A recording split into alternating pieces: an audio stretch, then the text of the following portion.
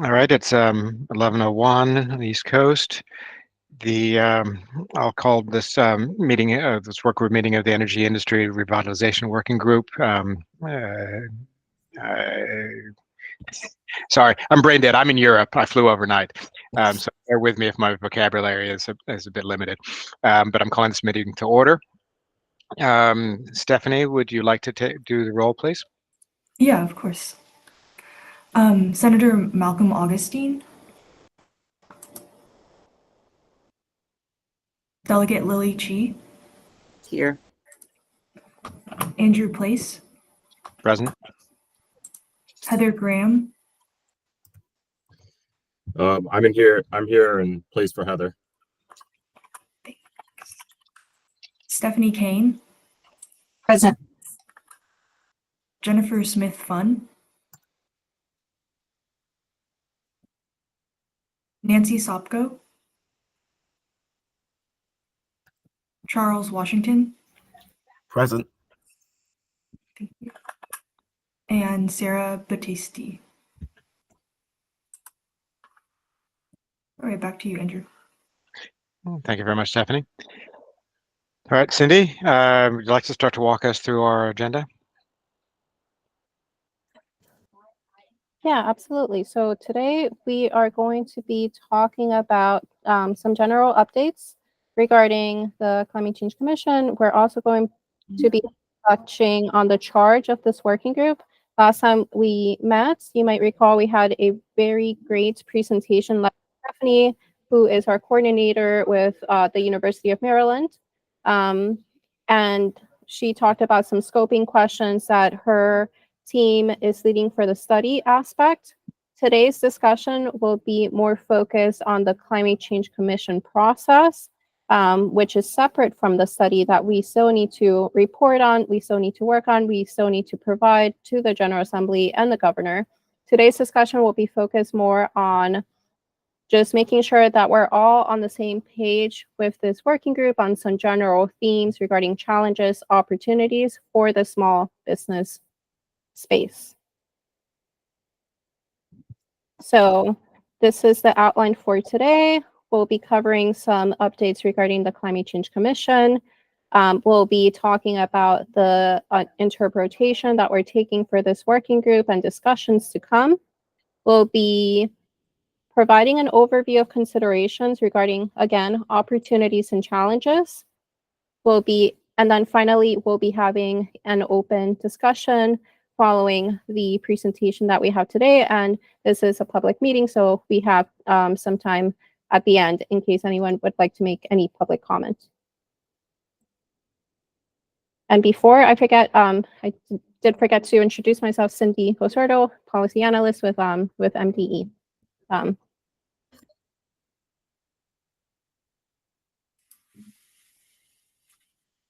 Sure. Okay. Yeah, I'll take over here. So we do have some things to take note of regarding the Maryland Commission on Climate Change. So all of the meeting recordings for every working group are posted on the Commission's YouTube page, and there is a specific playlist for this working group, the Energy Industry Revitalization working group, as well as the other working groups if you all are interested in watching those and seeing what they're discussing. We also wanted to flag that the mitigation working group, which is one of the older working groups under the commission, the last time that they met, they discussed potential funding needs to implement the Climate Solutions Now Act. So within that, it's estimated that it'll take about $1 billion per year to implement that plan. And there were many different, they discussed different proposals to do so. And I know that there are lots of folks interested in funding. So you can take a look at that working group. And then just some timeline notes. Today, we will be discussing some of the proposed recommendations, challenges, opportunities, as Cindy mentioned, with the goal to vote on recommendations in our next meeting on August 13th. Hopefully over the next month, we'll be collecting recommendations and sharing that with the members so that you all are prepared to vote on that in August. And once we have voted on them, we would like to submit 2 the commission by early September, so that they can discuss those submissions in their September 25th meeting. And you'll see the different commission meeting dates on the slide. Next slide. So over the past few meetings that we've had, we've been talking about scope of work and duties, and I feel like we've come far enough to convene on something that we all can agree on. And the team here has come up with a more succinct charge. As you can see on the slide, we've pasted the actual code, or at least the beginning of it. If you'd like to see the entire thing, that is on the website. But essentially the charge of this working group is to make recommendations that maximize the opportunities and minimize the impacts to Maryland small businesses that arise with decarbonization efforts. So really just supporting small businesses that are affected by this transition. Next slide. Some principles that have been discussed in the Just Transition Working Group that Cindy leads would be helpful to show here, to keep in mind for our discussion, and since someone had previously asked what the Just Transition is. And so some guiding principles that working group has landed on, you can see on the screen. So really focusing on creating quality, clean jobs, focusing on occupational training and education, promoting investments in clean jobs and those impacted communities, and then identifying structural barriers to employment and eliminating those barriers to create a more equitable access to become part of this workforce, which is related to hiring and retaining underrepresented workers in the clean energy sector. And then lastly, also collaborating with different types of stakeholders to really help boost up each of these aspects, and emphasizing workers through, for example, unions. And these are workforce focused, and there might be additional considerations for a just transition for small businesses specifically. But we just want to present these principles to you to really keep those in mind as we are discussing today. Next slide. So the purpose of today's discussion, last meeting we did send out a survey trying to collect priorities from members about what they want to focus on for the recommendations, and we want to sort of tease that out and for the discussion to really hone in on what we want to try and vote on in our next meeting. So some of the things that we'll be talking about today are the opportunities and best practices, as well as challenges, but also want to give some examples and opportunities that already exist in Maryland, and then some other topics for further discussion. Next slide. So the survey responses that we received, here's a good summary of those. So concerning opportunities, we've got trade opportunities, indicating that there in the future there will be high demand for clean energy technologies. There's market opportunities because the transition can offer a competitive edge to businesses and drive product innovation. There's a manufacturing opportunity because local production of renewable energy can boost small and local manufacturing businesses. And then also public-private partnerships can be used to assist small businesses in the transition to renewable energy, whether that's through technical assistance, education, planning, etc. And then there are some challenges that were brought up in the survey responses. As the economy transitions, there is a potential for a rise in electricity prices, which impact small businesses.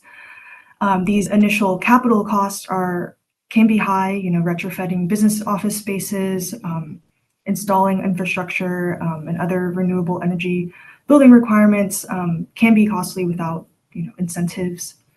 And overall, there's just an uncertainty about what new technologies will exist in the future, and there are some risks with that.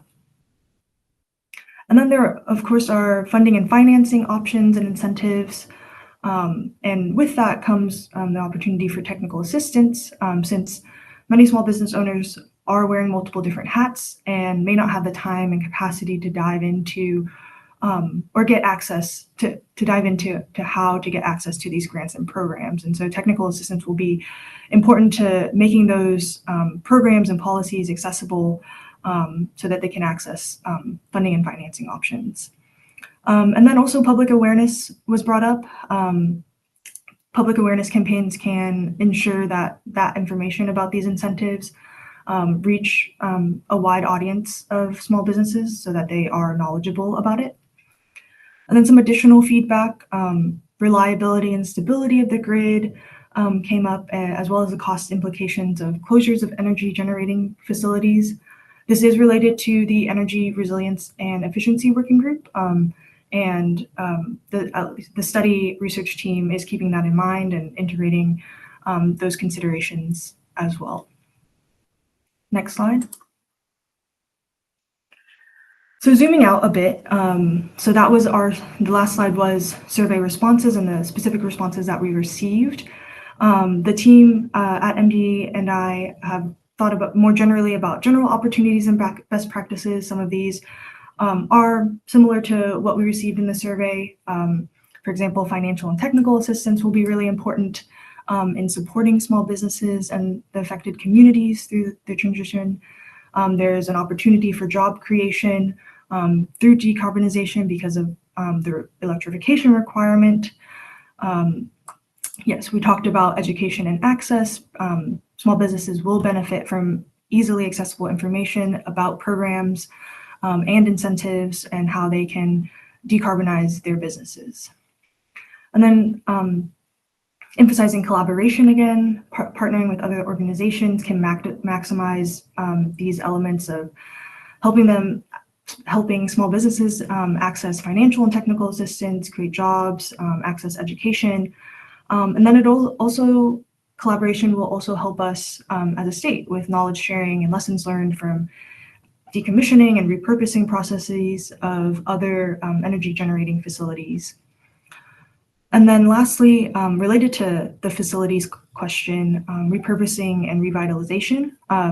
So retired power plants can be reused with greener inputs, but they can also be remediated and repurposed to support community needs. And taking into those elements into account during the decommissioning process can be important and help communities remain flourishing or revitalize those areas. Next slide. So there are some existing resources in Maryland for small businesses, and we wanted to give some examples here. It's not a full list, but I'm sure others know of other resources that exist in Maryland. So first, the Maryland Clean Energy Center is the statewide green bank that has a mission to transform the energy economy in Maryland. And they do have a Maryland Energy Innovator Accelerator, which you can read more about there. And green banks are a great way to really braid different types of funding, whether that's getting access or allowing small businesses access to not only public funding, but also braiding that with private financing, for example. The Maryland Energy Administration has several incentives. A couple examples are listed there. Desire is a database where you can use to find various incentives, and it's a good place, a landing place to see what is out there. And then there are small procurement requirements that ensure that products are affordable and available to small businesses. Next slide. And then again, this slide is just highlighting the different types of opportunities and incentives that this working group could consider in its recommendation. So again, green banks, Maryland does have green banks that offer competitive financing rates for clean energy projects. And one recommendation could be to expand those existing incentives. There are also business incentives, to support energy prices, to minimize consumer costs. And then there are also education incentives, which is related to the work that the Just Transition Working Group is working on. But we could also recommend that there is a source of funds to help educate impacted workers and create new models within that system to help build up that workforce. Next slide. So we are going to open it up for discussion here. We do have another discussion portion after, but some questions to think about in this discussion phase concerning opportunities and best practices. What are some energy industry revitalization opportunities and best practices, particularly related to small businesses and energy generating facilities? We'd like you to think about an example, local mom and pop small business in your area, and what decarbonization solution would be accessible to them. And do you have any experience navigating any of the existing resources that were listed before, and just describing that experience and how if you had challenges or if it worked well in accessing that resource. So yeah, I'll open it up for the members to discuss or answer any of these questions.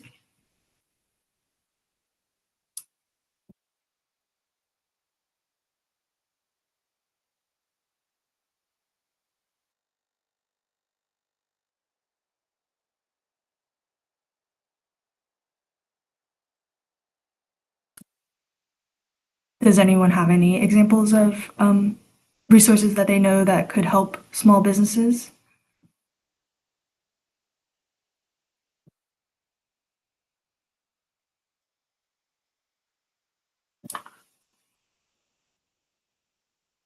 Otherwise, maybe I'll continue and then we can maybe loop all the discussion in at the end. Okay, sounds good. So there are some general challenges.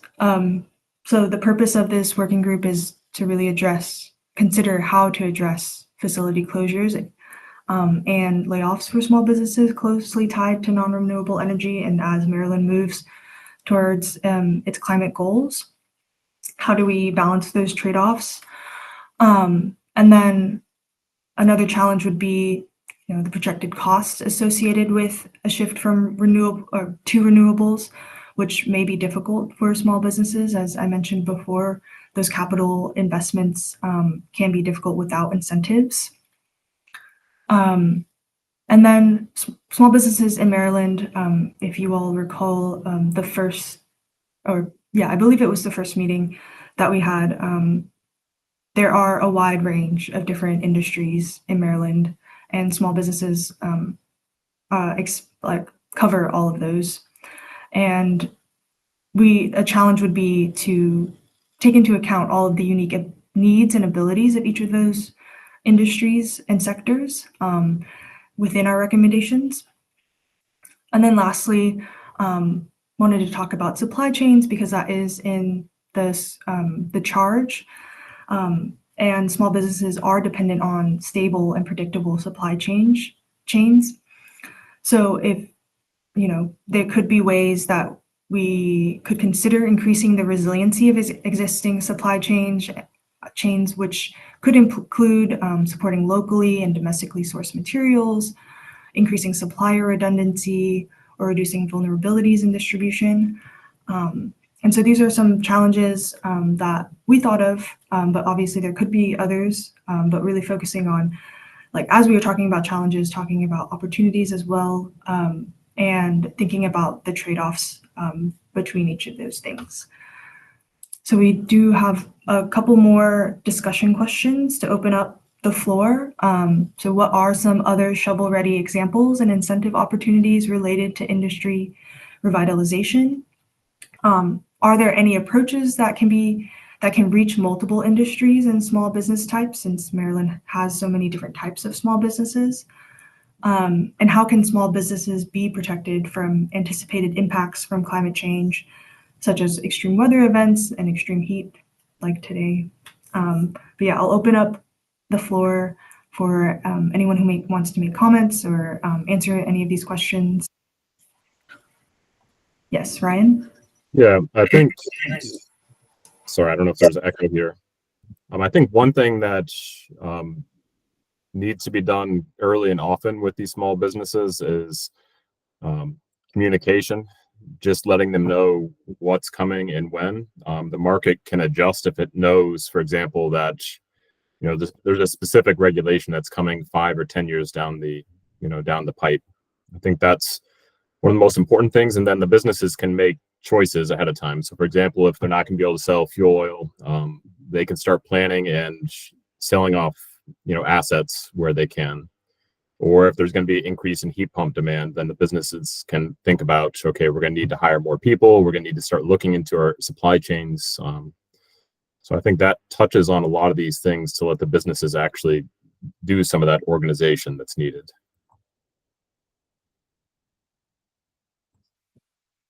Charles? Good morning. I think Ryan makes some good points. And I would add that one of the things we should consider is whether the shifts that are anticipated will be shifts that are incentivized or mandated. Because if you mandate it, then that kind of changes the way businesses think about what's coming, and also kind of changes how we think about how we support businesses making investments, especially those capital investments, if everyone is mandated to do it at the same time versus a more phased-in approach through incentives.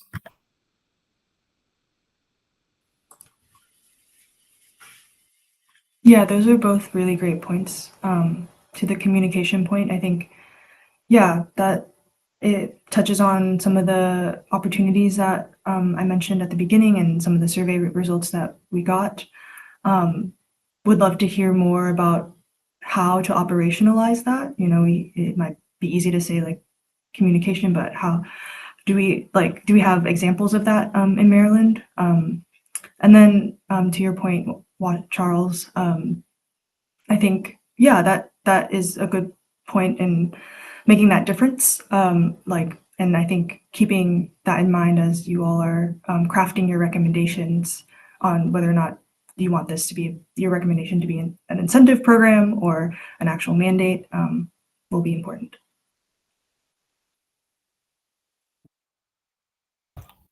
I'll throw in one more item since I don't see any other hands up.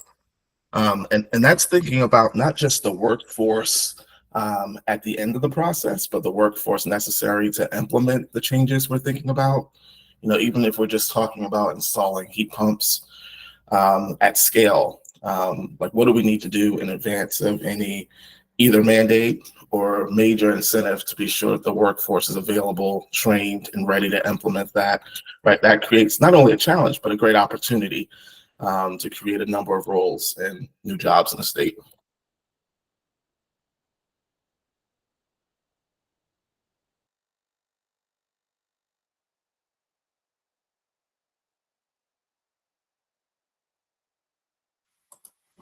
Delegate Chi. Yeah, thank you, Stephanie, for the presentation and the discussion. I think to address your question in response to Ryan's point about communication with businesses, which is critical because it creates some predictability, right? I think this should not be difficult, for a state of Maryland, because there are existing agencies and departments that are in the business of connecting and reaching out to businesses, whether it's commerce, which is by industries, and also like a comptroller's office. They are naturally already in the middle of connecting with businesses because they have to, right? So, and then public utilities, whether it's BG or Pepco, because they have to send out those bills or whatever. So I don't think communication should be a challenge in terms of creating that kind of predictability and let people know that these are the programs that we're going to roll out, and I think it can be a combination of incentives and some expectation or mandate.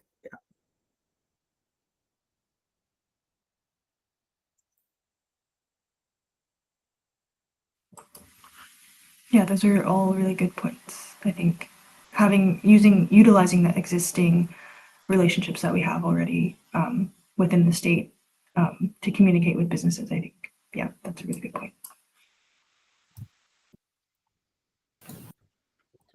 Ryan? Yeah, to get at your point of how to operationalize it, I know that Commerce has some of these existing outreaches. I don't know if they're as broad as, needs to be implemented. So we have mailing list for sure, but I'm not sure that's going to reach everyone. I imagine the comptroller and kind of that area, they are connected with all businesses, basically.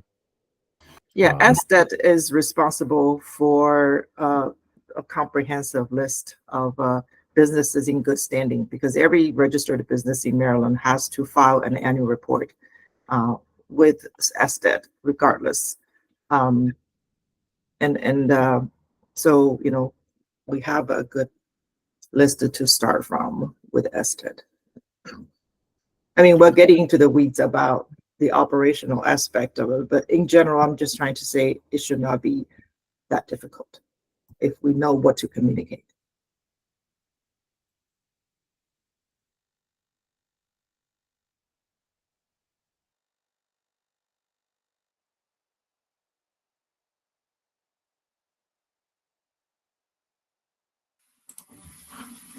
Cindy, do you want to go ahead and maybe talk about your example recommendation and what the working group will do moving forward to prepare for August?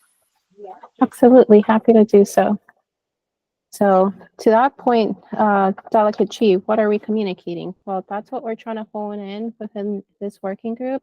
We're beginning the conversation today, and then next meeting, we'll try to hone in on what specific recommendation we want to put forward for the commission.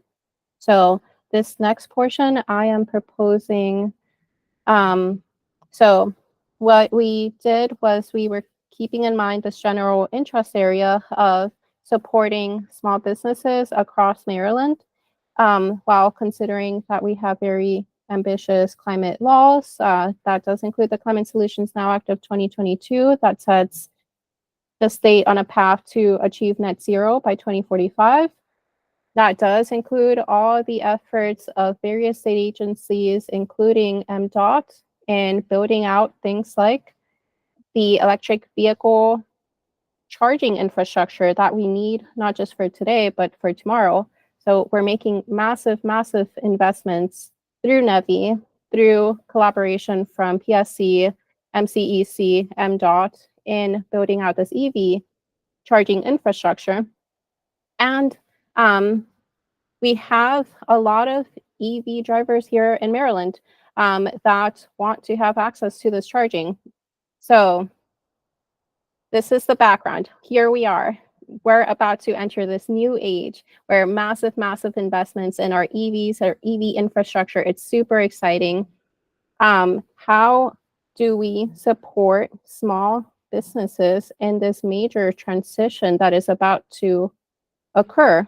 So keeping in mind the just transition principles that Stephanie presented, keeping in mind the charge of this working group, which is to support real life mom and pop small businesses actually being a part of the decarbonization. We are proposing this recommendation.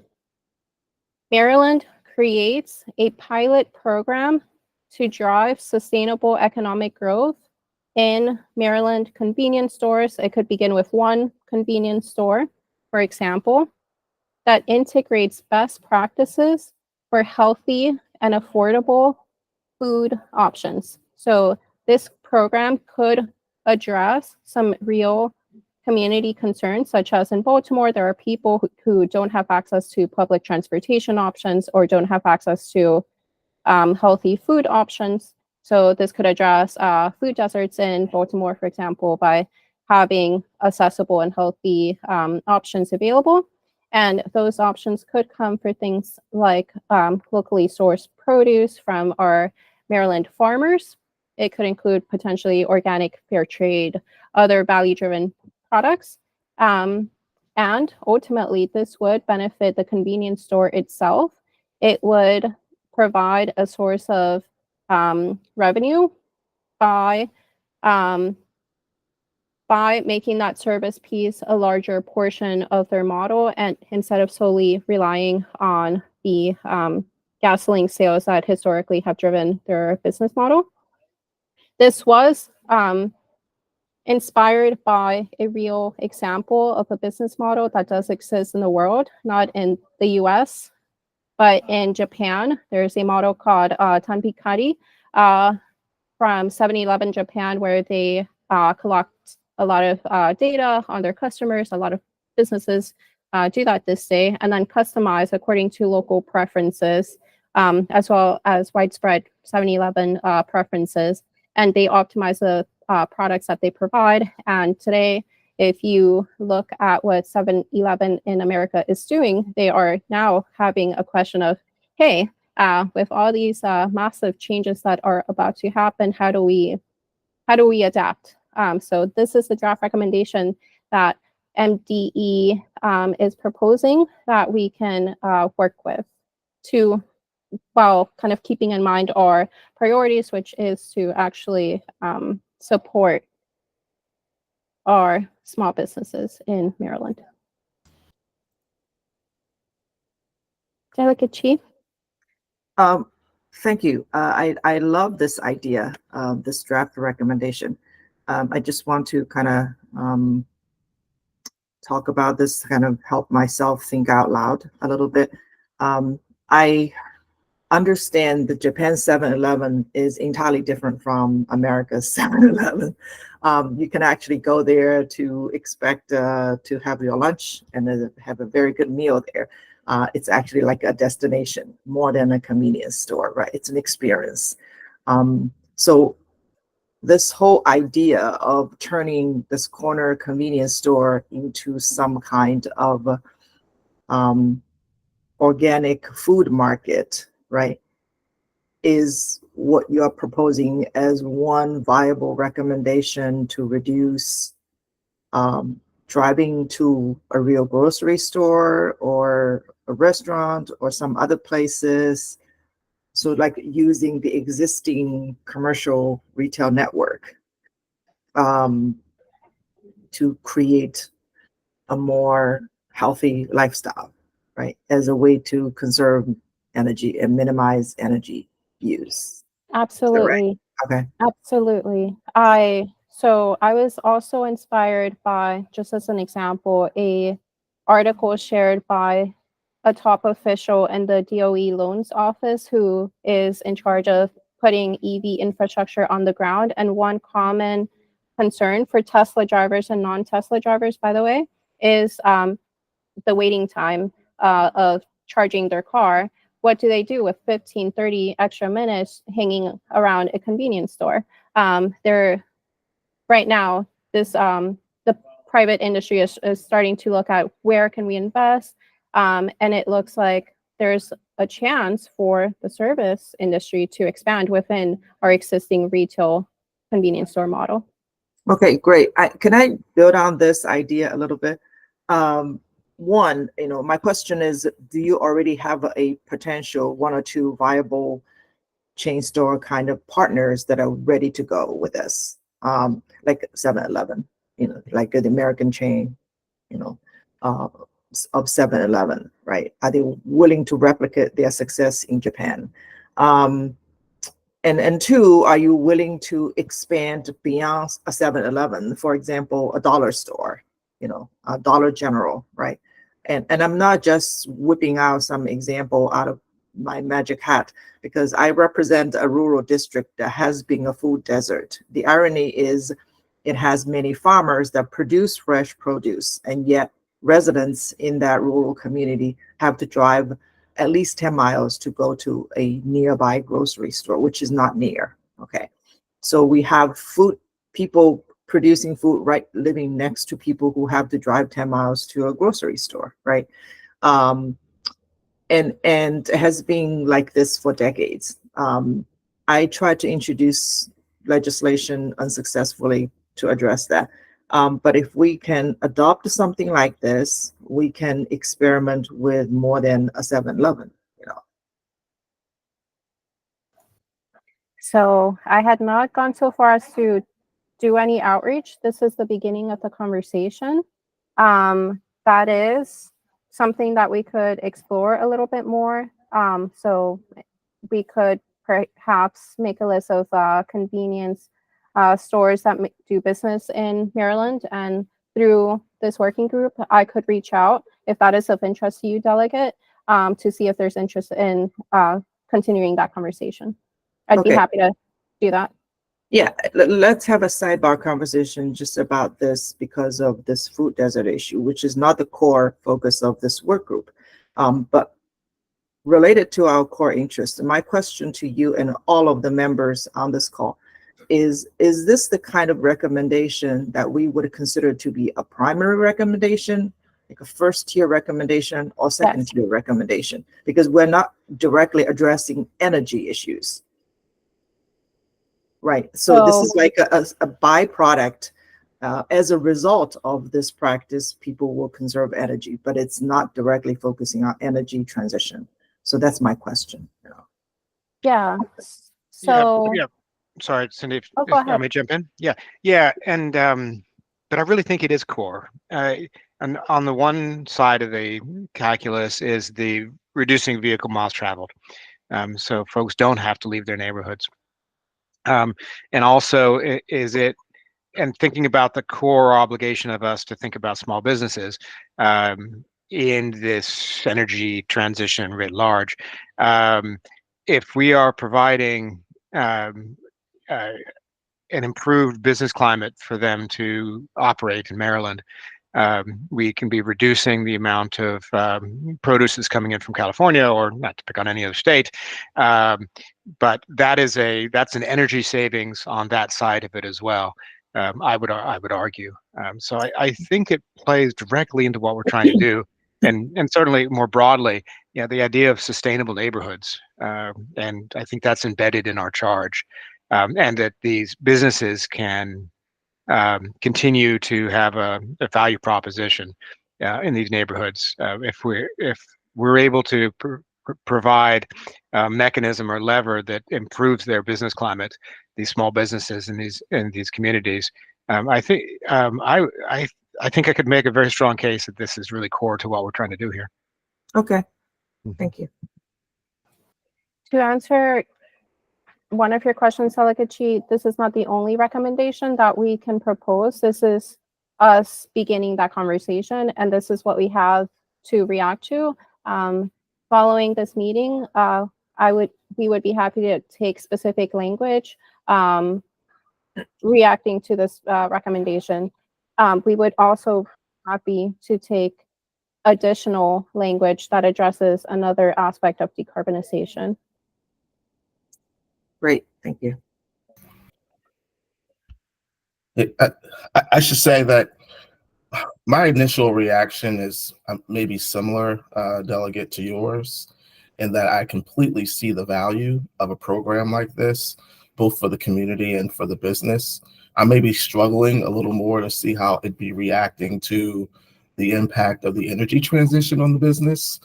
But certainly, I mean, any small convenience store could use more support, and our communities certainly need more options for healthy food and affordable food in their communities. So definitely seems like a worthwhile program. I'm interested in learning more about how it helps, say a Royal Farms, I'll use a more local brand, how it helps them react to changes stemming directly from the energy transformation.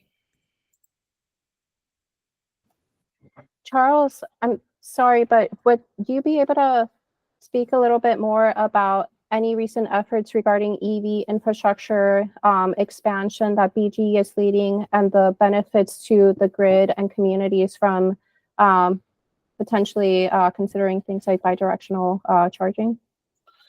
I mean, I think that the Exelon companies more broadly might be possibly second to Tesla in our charging station system in the state. I think we're coming up on the full number of chargers we're allowed to install within the state of Maryland.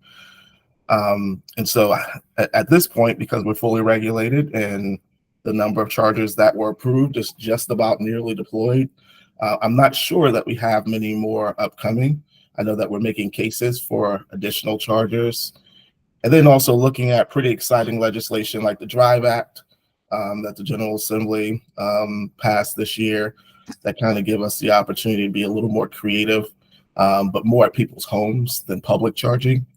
And then I know we're also making a recommendation to the commission just for a quick background. All of our chargers are required to be currently on government property and government property that's accessible 24 hours a day, which kind of limits our opportunities. And so we're making requests to allow us to do chargers in places like apartment buildings, still apartment building parking lot that is accessible 24 hours a day, but isn't on government property, and hoping that we can grow our network through that.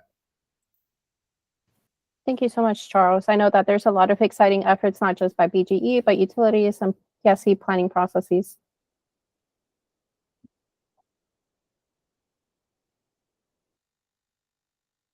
Brian? Yeah, I think I would just add my second or third onto this recommendation of wondering how it relates back tightly to kind of energy. I think there are some bits and pieces that you might be able to put on there, but it really does depend on implementation. I'm originally from a very small town, and so I know that if you added a store that had fresh fruits and vegetables, you may not actually be saving a whole lot of driving. It just depends on where it's located. Where I'm from, it would still be probably in the small town. Within the city, and I lived in downtown Baltimore for quite a few years. I mean, there's also a lot of people that don't have cars and they're walking anyway. Hopefully they could avoid driving. I think, as has been said already, I think this is a worthwhile thing to do. I think would be good to try to solve some of these food desert problems. I think it is a bit more tangential to energy, though. So that's just kind of my 2 cents.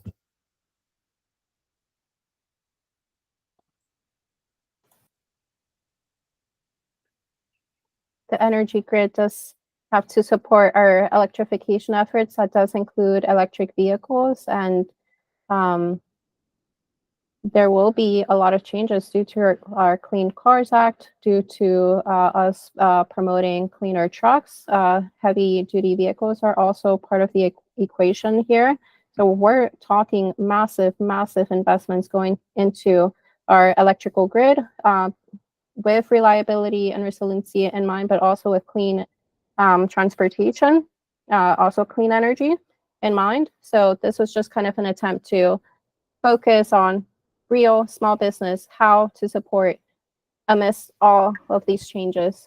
We will not be, I'm not sure we'll be able to kind of like address every issue that we come across, but this was meant to be kind of like, okay, this might support folks in many different ways that we are hearing you guys care about, such as actually being accessible to a local business. Charles? Yeah, so like if we for example, use this recommendation as a basis for additional kind of recommendations, I could see something like, and I thought you had it here at one point actually when you suggested that it would make it easier for a company like a 7-Eleven to steer away from some of their business model aspects that are less environmentally friendly. So for example, I'm gonna stay with Royal Farms just because just about all of them have gas stations. If what we were doing is slowly phasing their gas stations away and phasing in electric vehicle charging stations and incentivizing them to start that early, like to me, that would be a very direct tie-in to what we're talking about here. And as an EV driver myself, I'd say, whenever I do a long trip, I park somewhere for 20 minutes and almost always get something to eat. So sure, if that Royal Farms had something I wanted to eat, well, their fried chicken is great, but maybe something healthy, I'd see the benefit in that too, and I would choose to stop there, right? Like I'm choosy on where I stop to charge for 20 minutes if I have a 5-hour trip, and so I could see how that would add value to a Royal Farms if they maybe could appeal to people who won't just eat the chicken and fries like I will.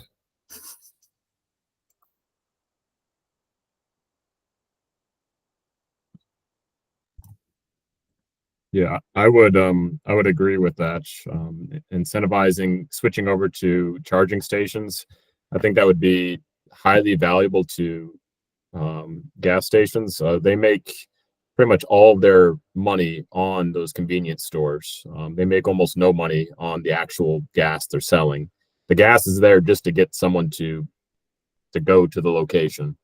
And so I think aiding in that transition to having charging infrastructure where it's possible, I think to me that makes a lot of sense, because those businesses really would want to get more people there and get them there for longer. I would think anyway. So one option, I will leave it to the chair. One option would be for me to literally pull up this language and we can start editing it. I'm hearing that there is support for this, but some tweaks might be necessary. Not that we'll be finalizing anything today, but maybe we could do a live edit. Andrew? Yeah, absolutely. Sorry, got a bit of a cold. Yeah, I think that makes eminent sense to do so. Okay, I will, give me a second. I will do that in a second.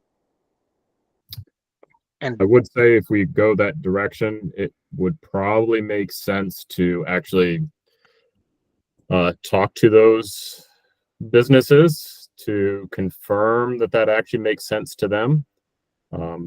It makes sense to me that they would want that, but you know, I'm not in that business. I just know that that's where they make their money. So I would think that they would want help making that transition. I agree, and there are associations representing those businesses, so we could have like a separate round table discussion or something with some owners and association representatives. and yeah, maybe I'm on a dead end here or spinning my wheels, but I keep thinking about farmers in Maryland as small businesses, and whether a policy like this incentivizes um, uh, a business opportunity for farmers with greenhouses. That if power is more expensive, we're offsetting those. You're potentially offsetting the increased cost to the business of this transition by improving their business climate. So you're perhaps avoiding leakage, or in this case, commercial leakage.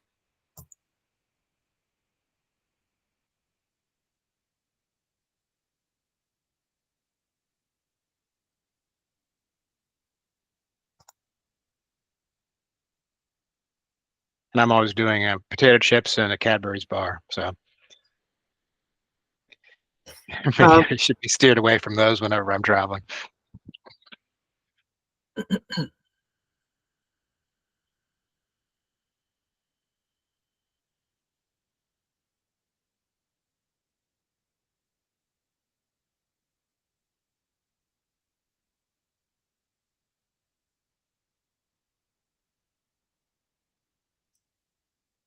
Okay. As we're waiting for the typing, I just want to interject this interesting anecdote, which is in Poolsville, which is a food desert that I represent in my District 15 in Montgomery County. It is actually a quite wealthier community, but they still suffer from food desert because they are rural. The interesting thing is their Dollar General store has become like the second highest gross Dollar General in the country, just because they have no other place to go to get some basic produce, even though it's not a full-fledged grocery store. So I do see some potential there to tighten the ecosystem by leveraging these existing stores or networks. Yeah, I would kind of second that as well. Where my family is from, a small town in Ohio, that Dollar General, that is basically the main store where people go to. The next closest store is, you know, many miles away. So those stores are very important to the community.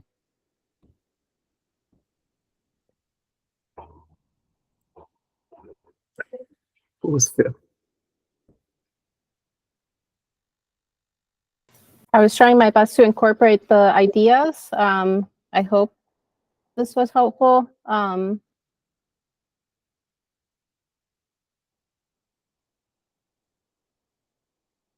even put in here action outreach to at least to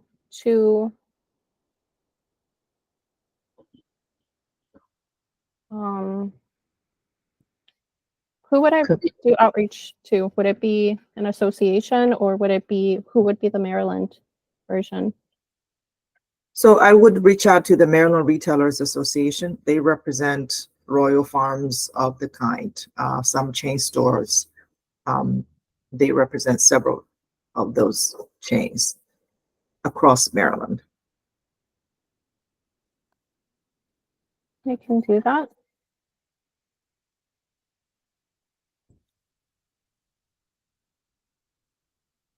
And we can ask for their feedback on the recommendation language, perhaps, that we develop.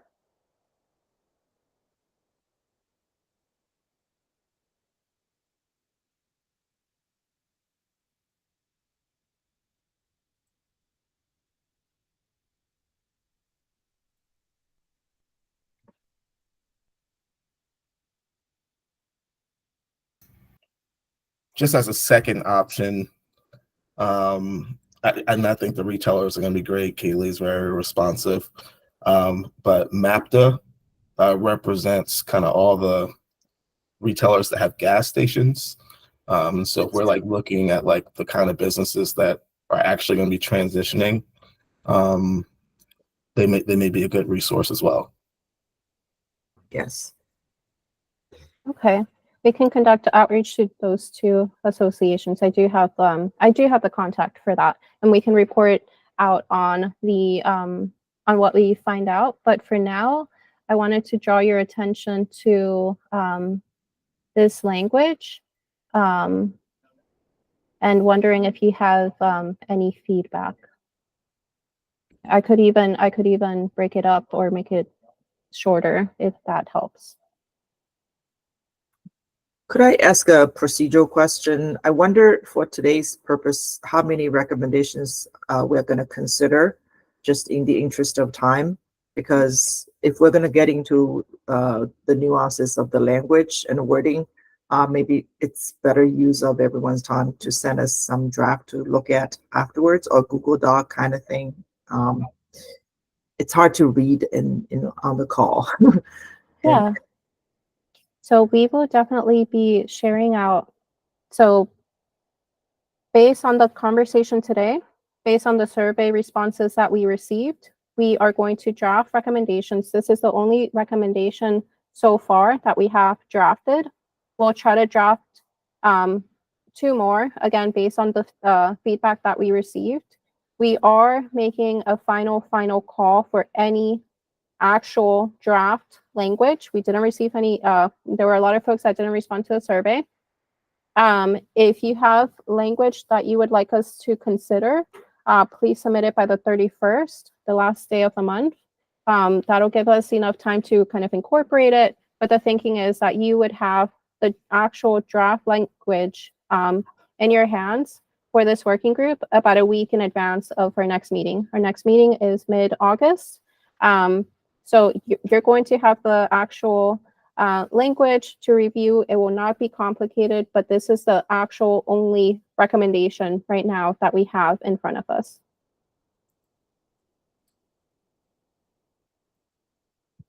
This will all be provided in an email so that you'll have it in front of you, and you don't have to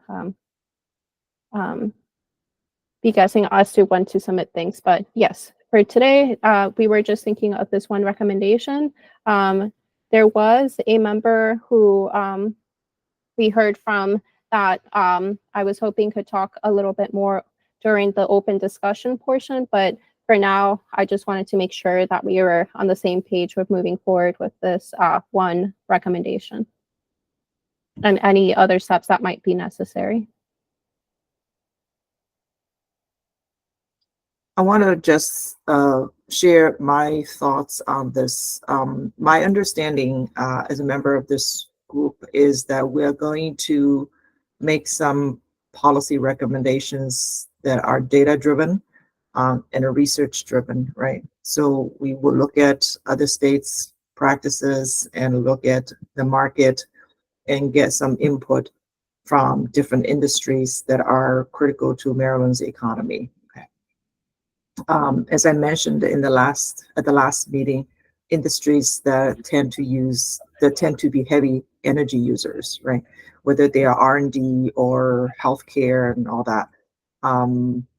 So I wonder if we are trying to whip out recommendations so early in the game without substantial time to get enough input from the industry players. Or enough data points to support our recommendations. That's my concern, because I don't feel like we have had enough, discussed enough of what's out there to drive our policy recommendations, you know.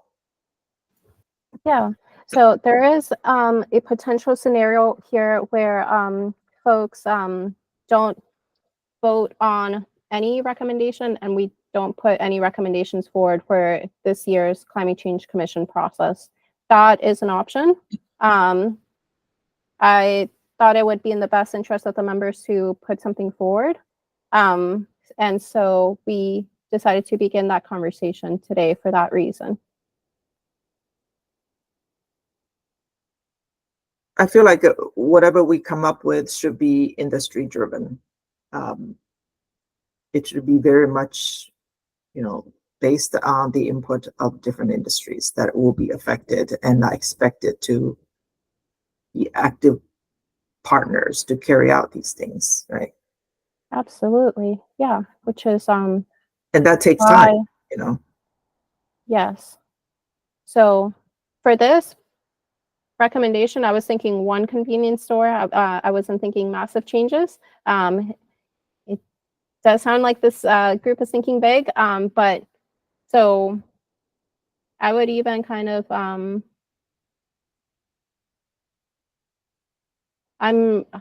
what I can do is I can report out to this group on what the Maryland Retailers Association and MAPTA says for the next meeting. Would that be helpful? Yes. Yeah, I can do that. And I'm happy to join the discussion if it's a separate discussion. You know, I know their leaders, especially Kaylee, who works very closely with the Economic Matters Committee members. I want to hear what they have to say. Yeah, and it might even be the case that we could even get them to join us next time around, but for now, I'm just, you know, beginning the conversation.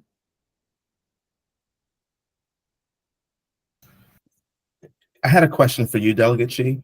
Yeah. It almost sounded to me like you were thinking kind of broader than this recommendation, and that like maybe some of the other kind of larger industries that would be impacted. You know, always comes to mind the biotech sector in your county, maybe even actually now it's in your district. Yeah.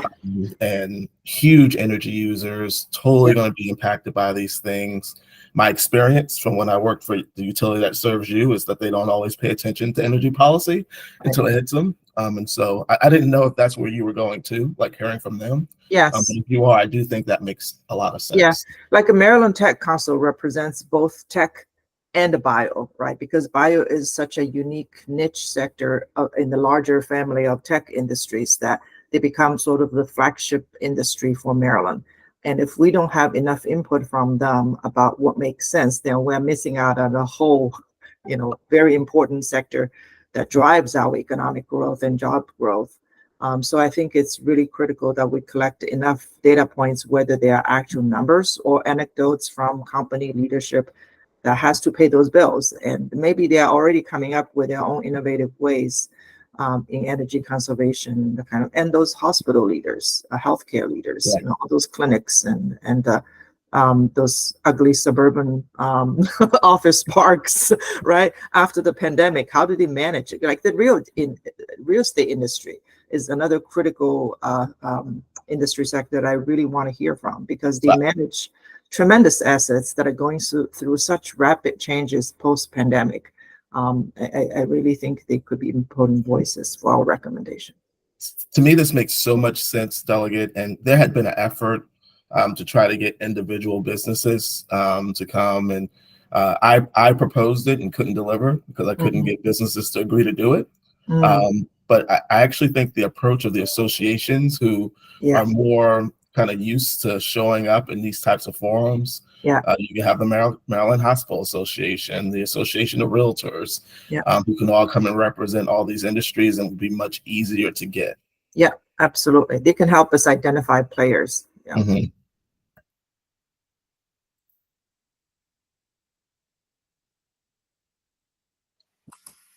And my, sorry, sorry, Stephanie. Also thinking about the other side of this, reaching out to the ag community. Agriculture. Yeah. Okay. Yeah. Yeah, I just wanted to maybe just touch on the study side, because I think we are working through data to identify different tiers of small businesses. Like tier 1 would be, businesses involved in direct supply of energy. Tier 2, businesses providing services to energy industry. And tier 3, businesses that are those high energy intensive users. So hopefully we can present on that in the next meeting, just to show who are those industries that will be affected the most in Maryland. Yeah. Besides the R&D ones that I mentioned, we are also talking about restaurant as a very heavy energy using industry, because they cannot not using that to cook and, serve and keep the lights on, all of that. So they should be at the table as well. And there's, of course, a pretty active restaurant association as well. Yes, I just had a question for Stephanie. Did you say that we will be able to review the results of the study, or that we should be able to by next meeting? Yeah, they will be preliminary results. So we have the data, all the data that we will analyze currently, and are going through that, and have just sort of mapped out the sort of framework that we're using. And yeah, we hope to have results by the next meeting to have feedback on. They won't be like final results, but something to at least to show the working group. Okay, I think I would echo Delegate Chi's comments about having like data to drive, if we're expected to also draft recommendations next meeting. Like there's a lot of stuff that's covered in the study portion of that, that I think would drive a lot of recommendations. When would we expect the final report in? Because I will definitely echo that as well, that we should 100% be looking at the data first before making any recommendations, just because without that data, you're just kind of picking and choosing somewhat blindly. So yeah, when do you expect the final data to be in? Yeah, so within our scope of work, we've determined November 15th to be the final date. I mean, obviously that is a little longer of a timeline than the recommendations timeline.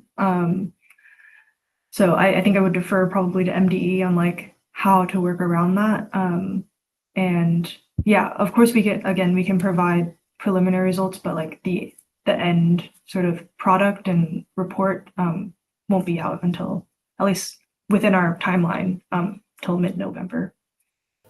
Stephanie, and could you talk a little bit more about what that study is going to be covering? Because there might be an expectation that it might cover data that would inform this recommendation, when that's not, it kind of touches it, but that's not really what the study is doing. Yeah, let me pull up the working group scope, and I'll also paste the link in the chat. So within this, you'll see the charge, and in the second bullet point, the working group will conduct a study of the impacts of transitioning to renewable energy, and include in that study, there is there are things that are related to small businesses, the number of small businesses impacted, the economic impact. And then there's also another portion that we've been focusing on at the university about facility closures. We have a lot of folks within our department that have worked on coal closures in the past and have developed this sort of framework on how to decide which facilities will close in the future. And we're also working with the Energy Resilience and Efficiency Working Group study partners at Johns Hopkins to help determine different scenarios about which facilities will close. So that's like another component of the study. So I think that will probably, my understanding is that perhaps the working group won't make direct recommendations to that because it's kind of difficult to influence that process. If you all are familiar with, grid stability and reliability. So that this might be able to, or like the study might be able to inform the recommendations if we really focus on that small business portion over the next 2 months. And then maybe, the energy facilities portion later on, but I'll have to circle up with my team to determine whether or not that would be feasible. So when you try to conduct this study, it says the number of small businesses impacted, the projected cost of transition, that kind of thing. You have, I assume, laid out a methodology, right? Like a sample size and how you're going to go about doing that kind of thing. Is that sort of consistent with what we're discussing today in terms of identifying key industries and those players representing those industries? I hope that's part of your thinking. Because then we are converging, into that one study that could actually make sense to all of us, Yeah, I will say we aren't taking we're not the qualitative aspects that you've mentioned, interviewing individual industry players, that hasn't been taken into account. We really have taken more of a quantitative approach, looking at what's available through the Census Bureau. They have a lot of information on number of businesses throughout the U.S. as well as specifically in the state of Maryland, and then also some energy consumption data, and there was the Bureau of Economic Analysis as well, and sort of which gives estimates of GDP, and using those to estimate the economic impacts on small businesses. So we haven't necessarily taken the qualitative approach, but because we don't have anyone, I don't believe, on our team that would be able to do that, but we would perhaps consider it, at least on the small business side. I know on the energy generating facility side, we were thinking about reaching out to individual facilities to sort of talk about their process in closures. So we could consider that for the small businesses as well, if the work group itself wouldn't be doing those. Yeah, just speaking from experience, first of all, not only speaking from, the credibility of this report we're going to produce, right, that we're feeding to the larger report, but also from how whatever we produce as a work group is going to be taken seriously. From that perspective, speaking from my experience of chairing the Maryland Industry 4.0 work group on beefing up our manufacturing competitiveness. Policymakers are human beings, right? We are also very busy and overwhelmed with all kinds of expectations. If you give them only a data number-based report, it's just gonna look abstract. I think a good study should have both qualitative and quantitative data points. And if you can embed in the report some, anecdotes, right, case studies, that would actually really speak to a lot of policymakers, because it's a story aspect of this whole, study that will humanize the experience. Okay. And it's really critical. I cannot emphasize enough the importance of that, and of the qualitative aspect of our study? Yeah, I think Cindy and I have spoken about case studies. I guess I was thinking of more of like there are like qualitative interviews that are where you can code the interviews and stuff, which maybe take a more rigorous methodology. And that was sort of where I was going. But yes, we do hope to integrate case studies within the study to give context. But as for like that more rigorous, like the study where you interview a set amount of number of businesses and like code all of the interviews, I think that's maybe a little bit too much of a like outside of the scope of the work that we've determined at the beginning. But as for case studies, we definitely can include that. Stephanie, could you maybe pull up that one slide that we had talked about all the different industries? Because maybe that could help folks kind of visualize how the report will be touching either qualitatively or quantitatively on these different industries that we want to support. Yes, let me share my screen.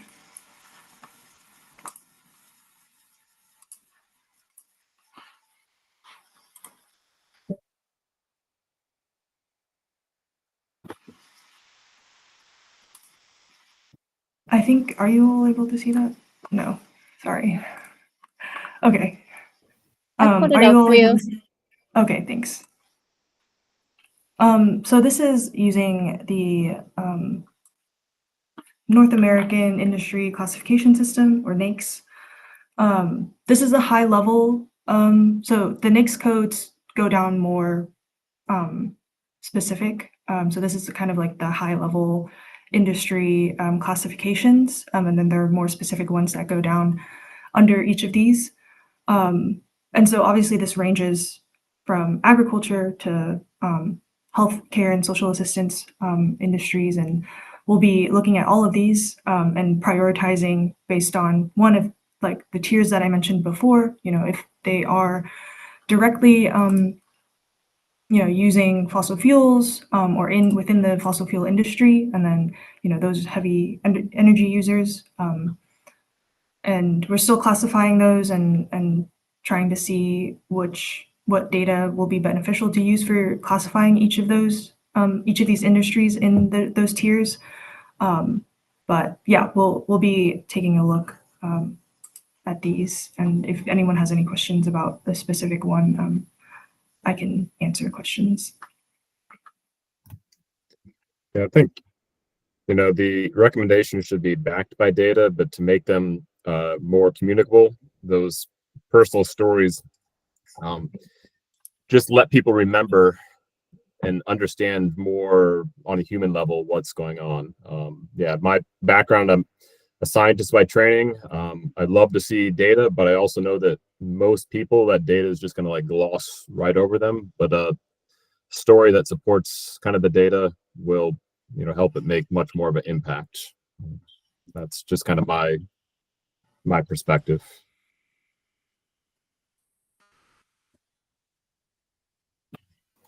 There was a question that we raised earlier. Can you think of any local mom and pop example that you could see benefiting from our decarbonization approaches? And if so, what does that look like? What program, what, specific action that they take that we could help support?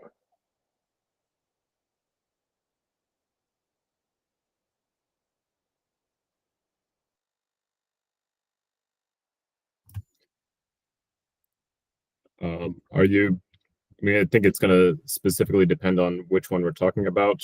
I can certainly think about local businesses that I've dealt with, such as HVAC companies, who are surprisingly very large employers in Maryland. I came across some of the data recently, and you could certainly talk to them and see how these different programs would develop. But again, I think starting with the data is the most important point, because if a recommendation is only going to affect one or two businesses or a small handful, then it doesn't seem like it would be worth all the effort to get any sort of legislation passed, both in terms of businesses, people affected, and energy, the amount of energy flow that's basically impacted. I think you'd want to know for sure what the the scale of the impact is going to be. There's Yeah, a lot of really good efforts that I could talk about regarding building decarbonization, but I'm holding back because if you want data on that, ooh, do I have it? But sorry, Delegate Chi. Yes, that's a great example. HVAC is, that whole industry is going through so much transformation, and they have to, you know. So it's a very good example, and and I know people who actually run those businesses. They're very busy. And beyond that, I'm also thinking like those dry cleaners, right?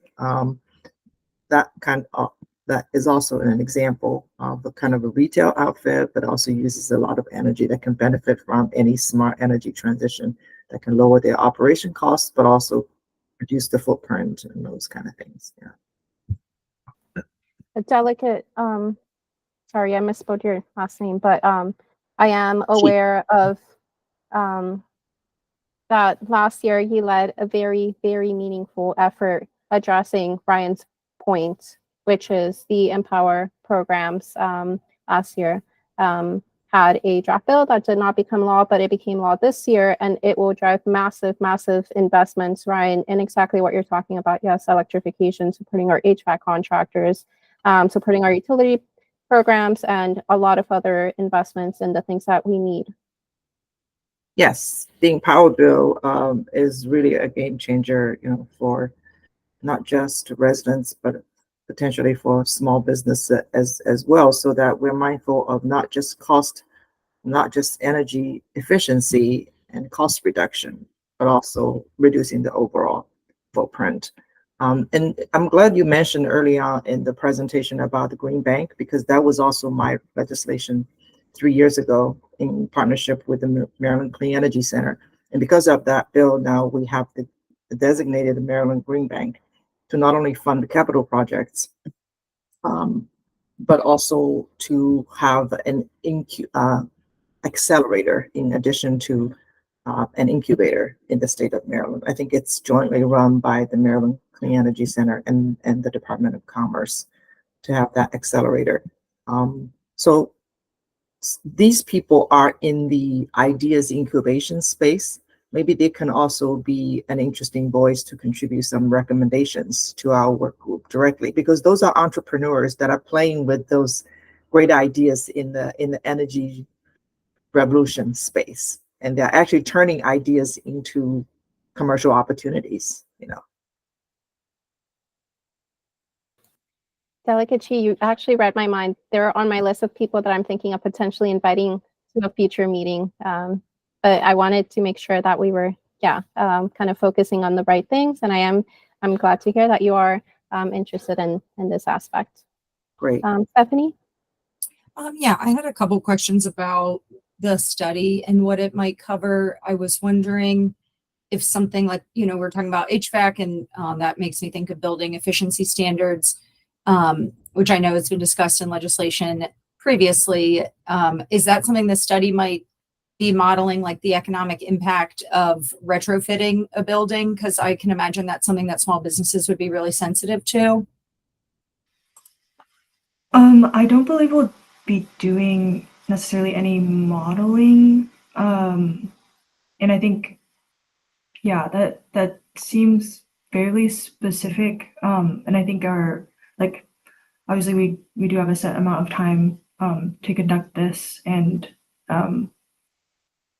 I think modeling would take some additional scoping considerations.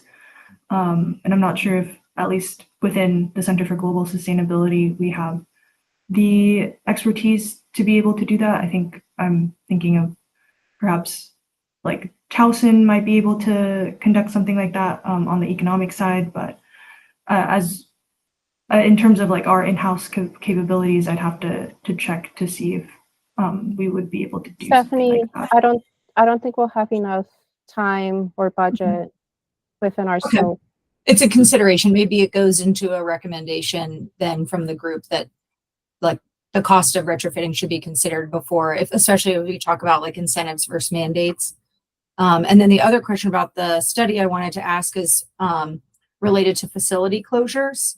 If that is part of the study and if you'll be looking at like, you know, revenue agreements with like local counties and jobs and things like that, because obviously that also impacts small businesses in those areas.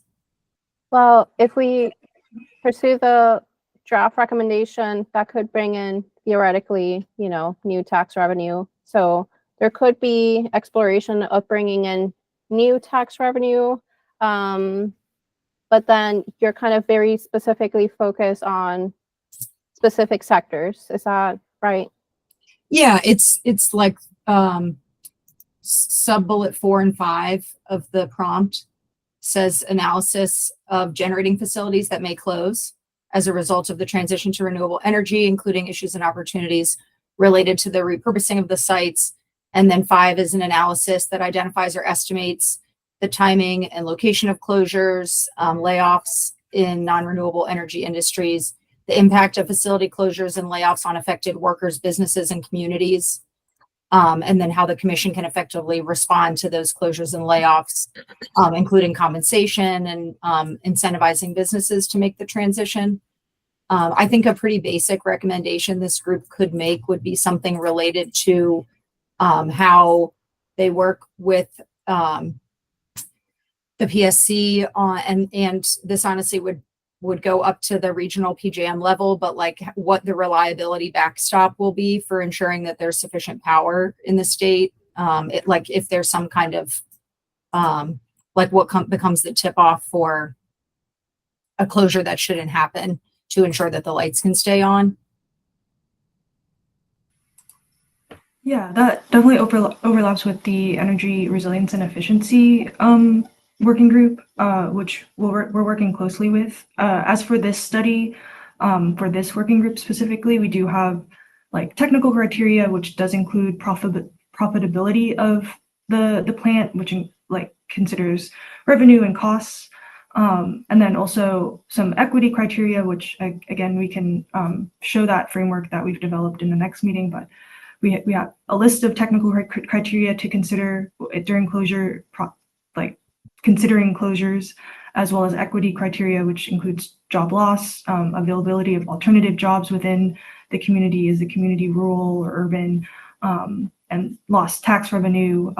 So we are taking into consideration all of these different aspects in whether or not a facility should close or not. And when I say closure, it doesn't necessarily mean completely retiring. We're also taking into account different avenues that the plant could take on. So that is retiring, but it's also retiring and reusing the site for renewables. It's also considering that could it be considered as a peaker plant for infrequent use, or could it be retrofitted with carbon capture and storage, or used for co-firing with biomass or hydrogen.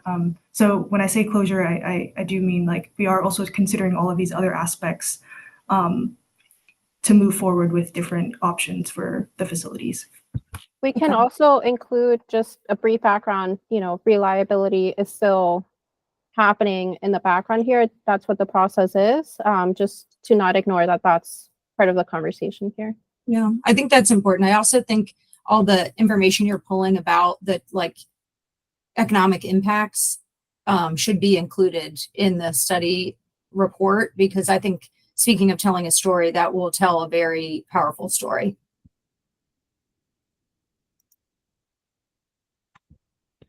Thanks.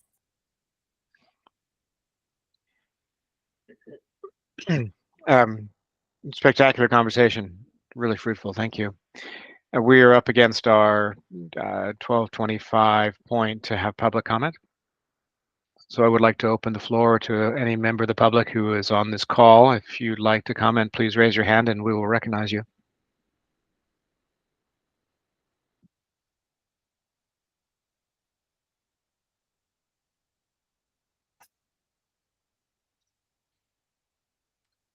All right, it looks like we are set. Again, really incredibly grateful for all of your participation today, and going forward, we have teed up a lot of work, and that's I think it's a good thing. So thank you. And anything else in closing? If not, I will gavel this meeting adjourned, and we'll see you in 4 weeks. Thank you all. Thank you all. Thank you. Thank you. Thank you.